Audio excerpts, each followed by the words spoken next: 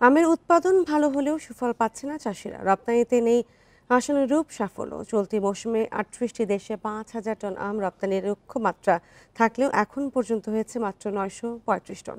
আধুনিক প্যাকেজিং হাউসের স্বল্পতা, কোয়ারেন্টাইন প্রক্রিয়া ও অধিক বিমান ভাড়া বড় প্রতিবন্ধকতা বলছে সংশ্লিষ্টরা। সুফল পেতে কার্যকর পদক্ষেপ নেওয়ার পরামর্শ কৃষি অর্থনীতিবিদদের।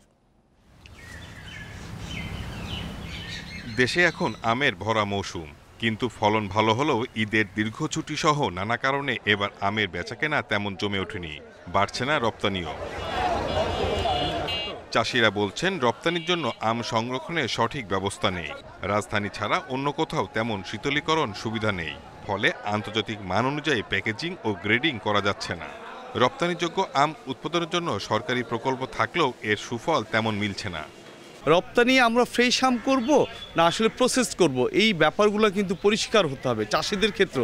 কারণ আমরা যদি প্রসেসে যাই তাহলে আমরা নার্সিং খরচটা কমে যাবে আমাদের, তাহলে আমাদের উৎপাদন খরচ কমলো, আমরা চাষিরা বাঁচলাম। আম রপ্তানিতে বেশ কিছু চ্যালেঞ্জ রয়েছে বলে দাবি প্রকল্প পরিচালকের।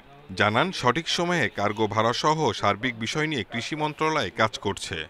এয়ারফেয়ারটা আনস্টেবল থাকে, কখনো অনেক বেড়ে যায়। আর একটা বিষয় হলো যে এয়ার স্পেস পাওয়া যায় না, এয়ার স্পেসটার একটা সমস্যা আছে।